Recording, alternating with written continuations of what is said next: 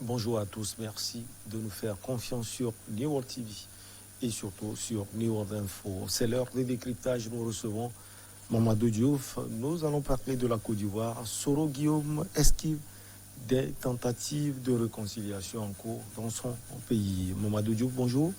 Bonjour Michel. Vous allez bien? Je vais très bien, Dieu merci. C'est une réconciliation tant voulue par tous les Ivoiriens, surtout après le retour de l'ancien président de la et je veux parler de Laurent Gbagbo. Cette réconciliation doit faire venir d'autres acteurs également, y compris Charles Blé Goudé et Soro Guillaume. Mamadou, quel est l'intérêt pour l'ancien président de l'Assemblée nationale aujourd'hui d'esquiver des tentatives de réconciliation dans son pays?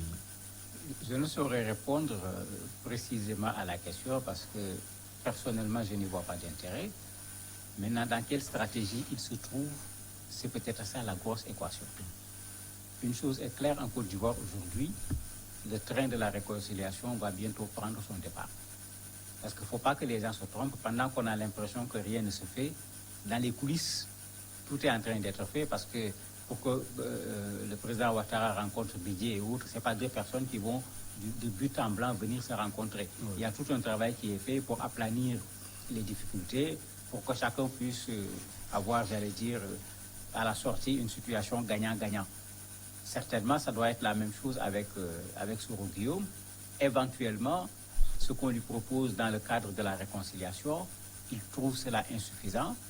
Peut-être également le fait que depuis quelque temps, quand même, Guillaume a montré clairement son ambition de vouloir devenir président de la République de la Côte d'Ivoire, peut également faire un obstacle à ce qu'on lui propose parce qu'il a son propre agenda qu'il avait déjà mis en place, qui a été perturbé simplement par le fait qu'il a failli être arrêté lors de son retour au niveau de la Côte d'Ivoire.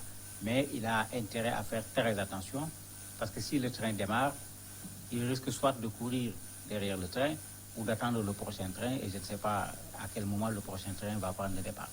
Alors, vous l'aviez dit, il veut devenir président de la Côte d'Ivoire, ça c'est normal, mais ça va être un peu plus difficile pour lui. Son parti, le GPS, a été dissous tout récemment et des proches l'ont quitté. Oui, après le procès, il a été lui-même condamné à perpétuité.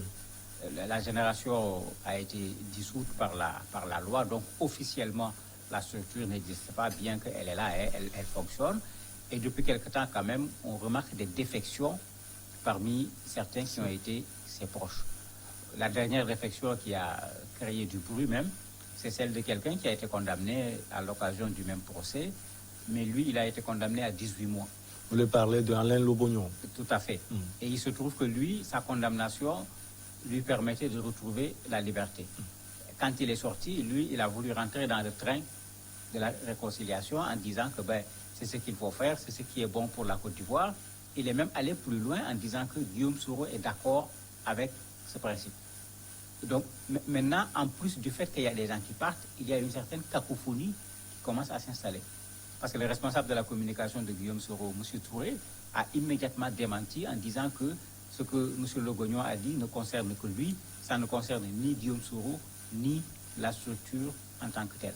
Mais ça montre que Guillaume doit faire attention parce que si ceux sur qui il peut compter pour faire cavalier seul sont en train de rejoindre petit à petit le train de la réconciliation, quand il va se retrouver tout seul, est-ce qu'il sera capable d'empêcher à ce train d'arriver à destination? Alors, il faut dire, Mamadou Diouf, qu'il y a deux choses à dire sur ce point précis. Soit, comme vous l'aviez dit, il y a une cacophonie totale au niveau du GPS, soit c'est le RHDP qui essaie de dénicher des proches de l'ancien chef rebelle. Mais pour moi, il y a les deux. Ce n'est pas l'un ou l'autre, c'est les deux. Puisque tout le monde le sait, aujourd'hui, pratiquement, le président Alassane Ouattara a toutes les clés en main. Tout le monde s'attend à une rencontre Ouattara-Bédié ou bien une rencontre Ouattara-Bédié-Gbagbo. Puisque quand ils sont sortis à la rencontre, cela avait été dit, le principe avait été retenu d'élargir la réconciliation et il ne faut pas qu'on se trompe.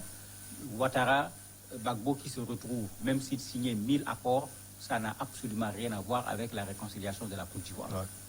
Ouattara et Gbagbo, c'est deux personnes, ce n'est pas la Côte d'Ivoire. Dans la réconciliation, il y a les victimes, il ne faut pas qu'on les oublie. Et quelqu'un comme Sylvain Guessan même va plus loin en disant c'est une analyse politique. Ouais. Ne faisons pas la réconciliation sur la base de la crise de 2010. Il faut en profiter pour faire la réconciliation sur toute la période de l'indépendance. Et il donnait l'exemple de l'Afrique du Sud et autres pour dire qu'il faut une bonne fois pour toutes déposer les dossiers sur la table, régler ces problèmes et partir sur une nouvelle base. Il ne faut pas faire une réconciliation juste après ce qui s'est passé en 2010 pour permettre à ceux qui ont été ennemis de se retrouver amis. Mais en ce moment, Guillaume n'a aucun intérêt à rester en dehors du cadre de la réconciliation. Lui-même, Guessant va même plus loin en disant que Guillaume même aurait dû accepter de venir s'excuser auprès du président Ouattara pour prendre le train et ne pas laisser le train partir sans lui. Mais bon, ce n'est pas évident que Guillaume vienne présenter ses excuses au président Ouattara, puisqu'ils ont été à couteau tiré, même à un certain moment, quand il était président de l'Assemblée nationale. Ce n'est pas quand il a quitté, mais même quand il était président de l'Assemblée nationale, à un certain moment, il y avait la divergence qui était là, qu'on avait fortement senti, parce que tout le monde le savait, Guillaume voulait devenir président de la République, là où Ouattara a été candidat pour un troisième mandat. Alors, Diouf, une réconciliation sans Guillaume Soro, sans peut-être Charles Blé Goudé qui va revenir au pays très bientôt. Est-ce que pour vous, c'est une vraie réconciliation? Pour Charles Blé Goudé, je me dis qu'il sera dedans. Parce que quand on suit son discours actuellement, mais on a un nouveau Charles Blé Goudé qui ressemble, je ne sais pas moi, à un prêtre, un pasteur, un imam. Ça n'a plus rien à voir avec le va-t-en-guerre qui mobilisait les foules, qui gesticulait. On l'entend tout le temps parler de réconciliation de la Côte d'Ivoire. Ça, quand même, il faut le lui reconnaître.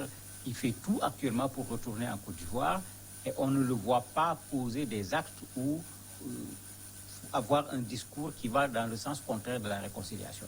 Lui, le problème, c'est qu'il n'est pas encore sur le territoire, comme il le dit. Il attend patiemment son passeport pour pouvoir retourner en Côte d'Ivoire. Très certainement, pour son cas aussi, il y a des conciliabules en dessous, il y a des choses qui ne sont pas encore totalement réglées. Donc, très certainement, lui, il va rejoindre la réconciliation.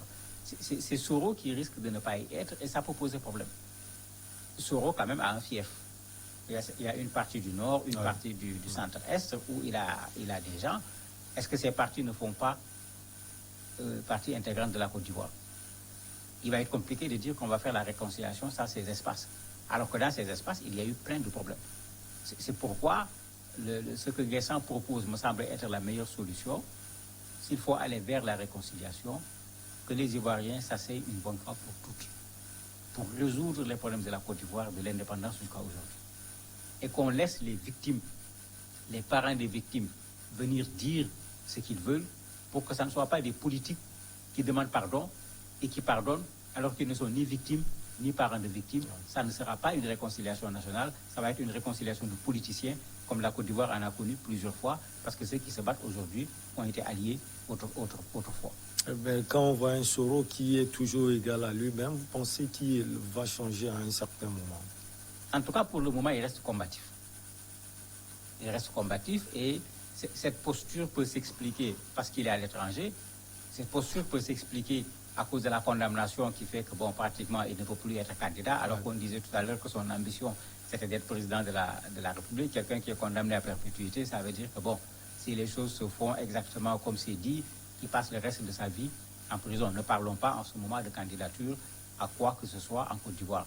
C'est peut-être également sa façon à lui de faire la pression sur le pouvoir en place, pour que dans la réconciliation, que la part, entre guillemets, qu'on va lui donner soit consistante, que ne lui donne pas seulement la plus petite part, parce que certainement, Ouattara se rend compte que j'ai Gbagbo avec moi, Bédié n'est pas loin, si j'ai Gbagbo, j'ai Bédié, Soro devient un problème moins important.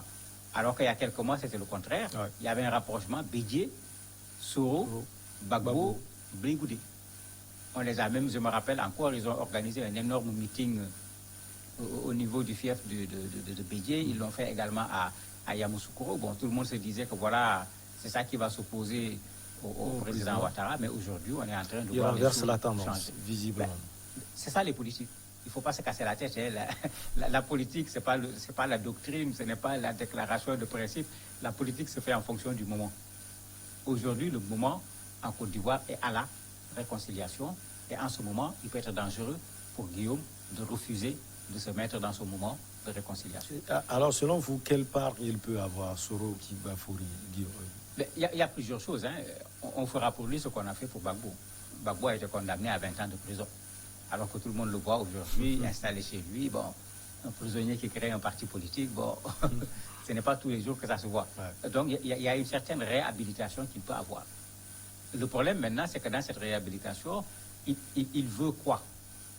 Ou bien il va aller jusqu'où? Parce que pour Gbagbo, jusqu'à présent, d'un point de vue juridique, rien n'a été dit.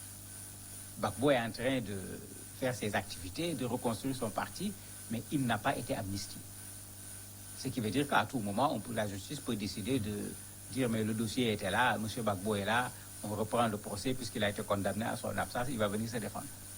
Certainement, Guillaume ne veut pas d'une telle posture, il veut avoir toute sa liberté pour garder son ambition, pour devenir président, être candidat éventuellement aux prochaines élections, mais avec une telle condamnation, quand tu déposes ton dossier, la justice a la possibilité de te dire tu ne peux pas être candidat. Certainement, il y a ces négociations qui sont là, qui n'ont pas véritablement abouti. Il ne veut pas venir tout simplement suivre, parce qu'on a parlé sans lui. On a parlé derrière lui, il ne sait peut-être pas trop qu'est-ce que les gens se sont déjà dit, qu'est-ce que les gens se sont déjà partagés. Il ne veut pas venir être le dernier et prendre le reste, sans pour autant que ça ne fasse son affaire à lui et que ça ne fasse l'affaire également de GPS. Et quand on voit le GPS, justement, le parti de Soro Guillaume, quand on prend presque tous les cadres, Soro Guillaume, lui, peut être finalement seul et la réconciliation peut aller sans lui. Oui, s'il maintient cette posture de cavalier seul, la réconciliation se fera sans lui. Mais en ce moment aussi, la réconciliation se fera contre lui. Puisqu'il faut qu'il fasse attention. Oui. Toute la classe politique est en train d'aller vers la réconciliation. Il faut qu'il ait des arguments terribles pour pouvoir convaincre les Ivoiriens que c'est lui qui a raison. Parce que demain, quand il va demander la voix des Ivoiriens, si l'occasion est présentée, les Ivoiriens retiendront également que quand on cherchait la réconciliation, c'est lui qui s'était mis de côté. Deuxième élément, si lui, il refuse catégoriquement d'aller à la réconciliation, et que ces gens continuent à quitter GPS pour aller vers la réconciliation, mais là, ça va être plus grave pour lui, parce qu'il va se retrouver non plus en tant que groupe, mais en tant qu'individu. Et en ce moment, on risque de l'ignorer, parce qu'on va se rendre compte qu'il n'est plus dangereux, il n'y a plus de crainte à avoir par rapport à la personne de Guillaume Soro. Au contraire, c'est à lui de fuir la Côte d'Ivoire pour ne pas être condamné. Mais en ce moment, le pouvoir en place ne va plus s'intéresser du cas de Guillaume Soro. On va faire un mandat d'arrêt international pour le perturber et l'empêcher simplement de rentrer au niveau de la Côte d'Ivoire. On a déjà vu Soro Guillaume aussi dans des déclarations d'insoumission. Vous pensez qu'il a toujours des liens avec certains cadres de l'armée ivoirienne? Mais il ne doit pas manquer d'en avoir parce qu'ils ont quand même travaillé et des compagnons de guerre souvent deviennent de véritables frères. Mais ce n'est pas parce qu'on est frères qu'on pense nécessairement de la même manière. Puisqu'aujourd'hui, au niveau de la Côte d'Ivoire, que ce soit les militaires, que ce soit les civils, 10 ans de guerre, ceux qui ne savaient pas ce qu'était une guerre ont vu et les conséquences sont toujours là. On n'a pas encore véritablement soldé cette affaire-là. Certainement, ce n'est ni les militaires, ni les civils ivoiriens qui veulent encore d'une guerre. Alors que s'il n'y a pas la réconciliation, il y a quelle voie qui reste? C'est la voie de la violence. Et là, il faut qu'il fasse très attention parce que qui va le suivre? C'est la première équation. La deuxième équation, la Côte d'Ivoire aujourd'hui s'est réarmée avec la menace terroriste et autres, que Guillaume fasse très attention. Il y a une autre Côte d'Ivoire qui est là, il y a une autre armée ivoirienne qui est là, qui n'a rien à voir avec une armée qui était là, qu'on ne voulait pas trop mettre en force, craignant que l'armée ne fasse un coup d'État.